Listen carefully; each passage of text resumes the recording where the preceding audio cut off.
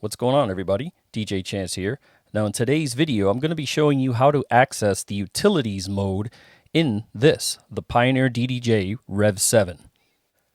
So let's get right into it. Okay, first things first, I pop up. No, that's not what I was going to do. First things first is you want to hit the back button up at the top of the controller. You see this button that says back. It also says utility above it and view underneath it. You want to hold that down for just a second. Press it down and you'll see right here on the screen your utility menu pops up. You can control everything on here by either turning this control knob, as you see it's going through all of the things, or you press it in to access anything else that shows it's got an arrow. That means it's got another drop down menu that you'll see on the screen. So this first section, it says smooth echo, and the trigger for it, how many beats you want it to go, and the level. So let's press in trigger. We're going to press in that knob right at the top. So the trigger for the smooth echo, the crossfader, the channel fader, not the hot cue, silent cue, and load on. Now, I don't want the silent cue on, so what I'll do is I'll click that in. You'll see now there's an arrow going back that way. It says here to save it, you want to push in the button. So I'm going to scroll it to off. Now you see it says off right there. Press that in, then hit the back button to get to the main menu. So how many beats do you want the smooth echo to work for? Let's press that in. You'll see I have it set to 1.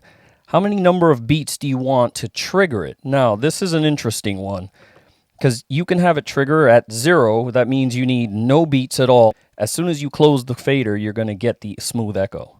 Or you can adjust it to trigger at half of a beat, or 2 beats, or 4 beats. Let me give you a listen to what that sounds like. I'm going to keep it on 0 right now. We're going to hit the smooth echo button, which you can't see. It's way over there on that side. Let's play this track.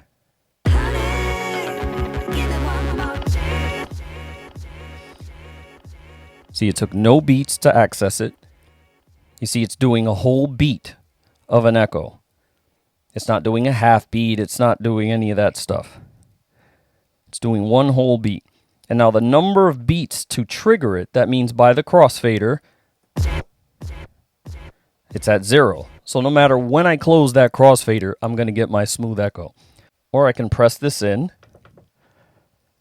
I'm going to scroll to half a beat.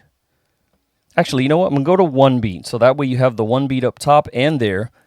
And take a listen to what it sounds like when you trigger it. You need a whole beat before you can get the smooth echo to trigger.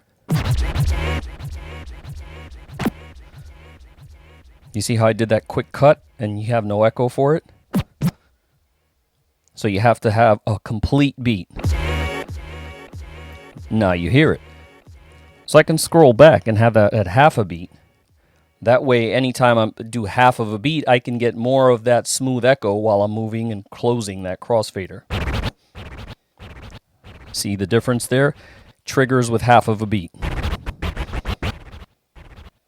So you get the idea. You can put it back to 1. You can go all the way to 4 beats, which would take forever. I would have to have a whole measure go through before the smooth echo kicks in. So let's do that.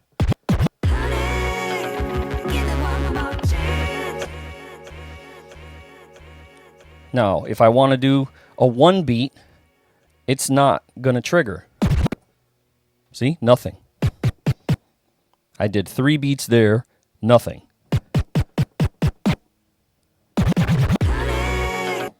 See? Nothing. Nothing. Wait 4 beats.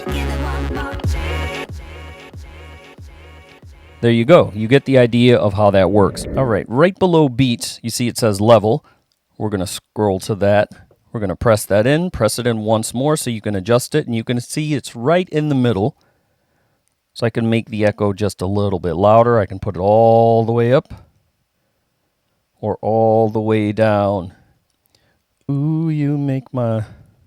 All right, we're going to leave it in the middle the way it came from the factory. I'm going to hit the back button twice, and now we're in the main menu again. So your mic echo beats. I can turn on echo.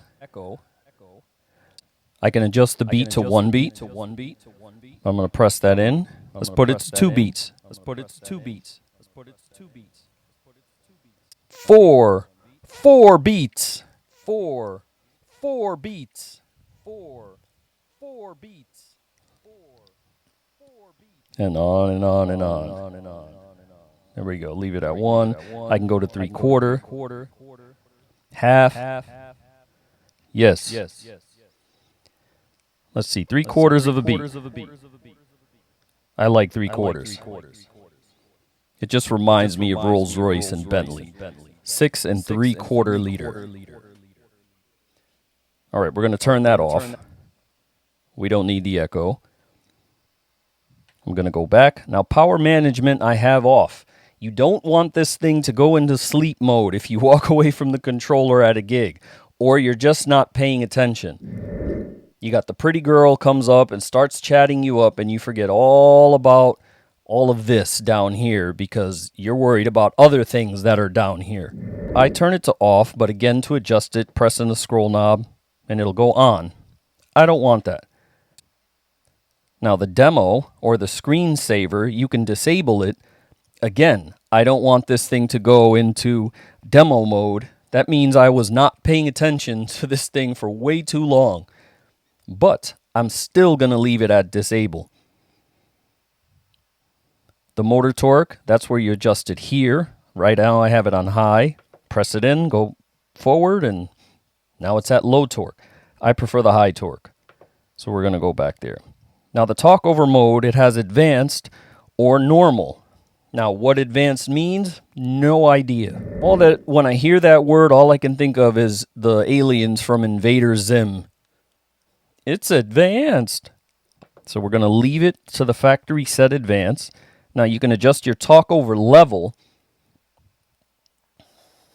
What that means is when you talk on the microphone, it's going to duck down the music so that way the music and your vocals aren't at the same volume. Now you can put the music to negative 18 dB from the factory, but it can go further than that. We're going to press that in, and look, I can go all the way to 24 decibels that I want the music to cut down when I speak. Or I can go as light as 6 decibels. Leave it at 18.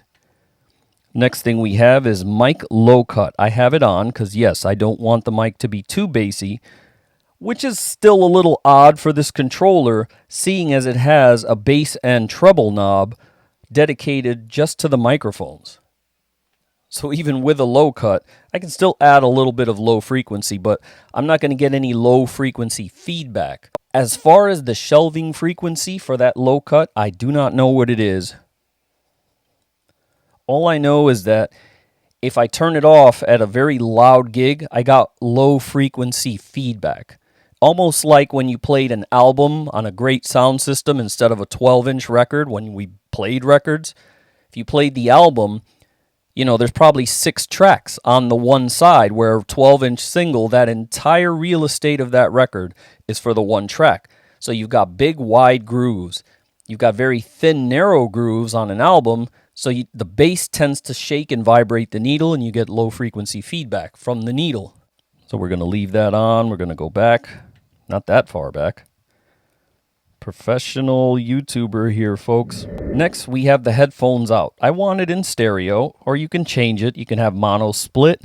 Let's go back. We're going to keep it in stereo. Do you want the mic to play in the DJ booth? I do have that on. Or you can just shut it off if you don't want it to go on in the booth. That also works great if you're doing, let's say you're making a mixtape. Yes, I said tape. If you're making a mix, you can plug in the booth into whatever your recording device is.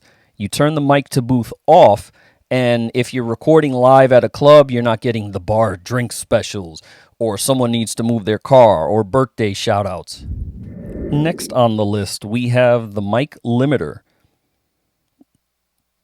Now, it's a limiter through the master output. We're going to press that. We're going to scroll through it. I can just turn it off or on. And you want the mic limiter in the booth, you can turn it on or off as well. I leave it on. The master out, I leave in stereo. I've never had an instance in the 16 years of Serato use that I needed to put mono on Serato. Yeah, that was a rhyme. I'm going to put that on my resume. The master attenuation is at 0 dB, so it's flat, or you could do it at -6 dB, -12 dB. So I'm going to leave it at 0. The master limiter is on, just like the microphone has the limit on up at the top for the booth and your master out. The booth out's in stereo. There goes the attenuator again. There goes the attenuator for the booth. I'm also leaving that at 0. The booth out I'm leaving in stereo. The jog display brightness. Now let's press that in. And it's at 5. It's at its maximum brightness. So I'm going to turn it all the way down. Or I'm just going to raise it all the way up. Nothing can stop me.